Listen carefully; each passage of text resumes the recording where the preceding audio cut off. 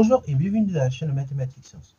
Dans cette toute nouvelle vidéo pour les premières en spécialité mathématiques, je vous propose d'apprendre à emprunter graphiquement les termes d'une suite géométrique. Donc ici, on va s'intéresser à une suite géométrique définie pour tout entier naturel par un égale 8 fois 0,5 puissance n. Et on demande ici de représenter graphiquement les 4 premiers termes, on vous a indiqué. Ok? Donc je vais se mettre la vidéo en pause pour ce faire. Et ensuite, on va tout simplement corriger. Donc, correction.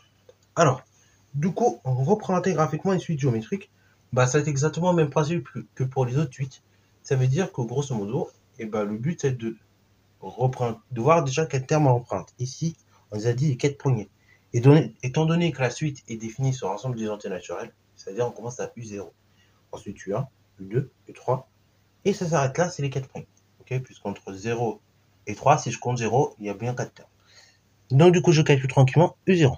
U0, donc c'est 8 fois 0,5 puissance 0. Ça fait donc 8 fois 1, parce que je rappelle un nombre à la puissance 0, ça fait 1. A puissance 0, ça fait 1. Ok, ça vous rappelez peut-être de cette propriété quatrième, ou vous l'avez peut-être oublié. Je vous le rappelle en tout cas, A puissance 0, c'est 1. C'est une convention qui a été décidée comme ça. Donc voilà, il faut bien évidemment ne pas l'oublier. Donc A puissance 0, c'est 1, et donc 8 fois 1, ça fait 8. Ensuite, on calcule tranquillement U1. Donc c'est 8 fois 0,5 puissance 1.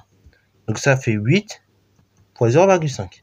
Là, pareil, une autre propriété de quatrième pour vous expliquer ça. Vous vous rappelez que A puissance 1, c'est A. Ok, quand je multiplie un nombre par lui-même tout seul, en fait, c'est comme si je faisais A puissance 1. Ok, allez, après les deux, c'est pas compliqué. C'est moins dur. Il y a moins de choses à se rappeler. Donc U2, c'est donc 8 fois 0,5 puissance 2 au carré. Donc là, ici, ça fait 8 fois... Donc là, 8 fois 0,5, j'ai oublié de le calculer, ça fait 4. Et donc 8 fois 0,5 au carré, ça fait combien? On va essayer de se rappeler. 0,5 au carré, c'est 0,5 fois 0,5. Et donc 0,5 fois 0,5, ça fait 0,25.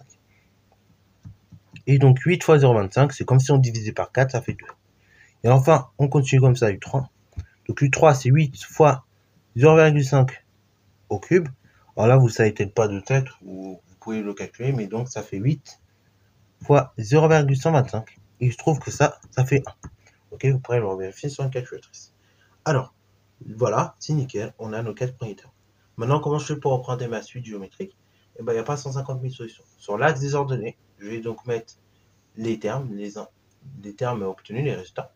Et sur l'axe des abscisses, donc l'axe horizontal, ok, dans ce cas-là, je vais mettre tout simplement, au contraire, les indices. Ok, donc l'axe vertical, axe des ordonnées, UN, et l'axe horizontal, donc à l'axe des abscisses, je mets tout simplement les indices. C'est parti mon kik. Donc voilà le graphe, voilà les deux axes tracés. Maintenant, il ne me reste plus qu'à placer les points de coordonnées. On rappelle N, UN. Ok. Donc, du coup, lorsque N est à 0, UN est à 8. Donc, c'est le premier point de coordonnées 0,8. Lorsque N, l'indice est à 1, UN est à 4. Donc, c'est le point de coordonnées 1, 4 qu'on place. Lorsque N est à 2, donc l'indice est à 2, UN est à 2. Donc, c'est le point de coordonnées 2, 2. Et lorsque N, l'indice est à 3, UN, donc tout simplement l'ordonnée, le résultat obtenu, c'est égal à 1. Et voilà. Alors là, je vous ai fait représenter les 4 premiers termes. Mais en réalité, si on continue comme ça, on verrait les termes ils vont diminuer de plus en plus de moitié. Ok, là, U4, il sera autour de 0,5, donc il part par là. Ensuite, on aurait U5 à 0,25. Après 0,125. Et après, comme ça, on frôlerait 0. On aurait ce qu'on appelle ici, pour les suites comme pour les fonctions, d'ailleurs, une limite en 0. Et donc, vous le verrez en terminale, lorsque, en fait, les points de la suite, ils vont à chaque fois frôler de plus en plus. D'ailleurs, on peut le voir sur une calculatrice, peut-être si j'ai l'occasion de vous montrer. Voilà. Donc, on peut voir sur l'écran de la calculatrice, si je vous montre, que plus les termes sont élevés, et plus, en fait, les points de la représentation graphique de la suite, ils vont avoir tendance à toucher l'axe des abscisses. Ils vont, comme ça, de plus en plus se rapprocher de l'axe des abscisses, sans pourtant le toucher, mais ils vont se rapprocher de plus en plus et de plus en plus. Donc, on dit dans ce cas-là qu'on a une limite en 0. C'est-à-dire que les points de la suite vont se rapprocher de plus en plus de 0 en ordonnée, mais en revanche, ils ne l'atteindront jamais. Donc voilà pourquoi on parle de limite déjà vu. Et surtout de 2, Et donc, ils vont prendre des valeurs de plus en plus petites, infiniment petites, mais sans pour autant atteindre 0. Ok, ça c'est la première chose que je voulais vous dire. Et donc, dans ce cas-là, pour les suites, et notamment encore plus pour les fonctions, si on aura associé à ça une fonction, donc voilà la représentation graphique, la fonction qui sera associée, et ben dans ce cas-là, dans les cas des fonctions, on dit même qu'on a droit à une asymptote horizontale. Ok, asymptote horizontale, donc la courbe, comme ça, se rapproche de plus en plus de l'axe des abscisses, et sans pourtant le toucher. Ok, voilà. Donc asymptote horizontale. Alors, on a les asymptotes horizontales, et si je reprends le cas, par exemple, de la fonction inverse vue en seconde, et ben en fait, on peut même observer des asymptotes verticales. Et non seulement en plus des asymptotes verticales, on a aussi des asymptotes horizontales. Ok, donc par exemple, si on prend le cas de juste la partie moins l'infini 0 exclu de la fonction inverse, et ben on a deux asymptotes. Une asymptote donc horizontale, puisque limite en moins l'infini, ok, voilà, limite en moins l'infini. Lorsque x va se rapprocher de plus en plus de 0, on a une limite en moins l'infini, donc asymptote verticale.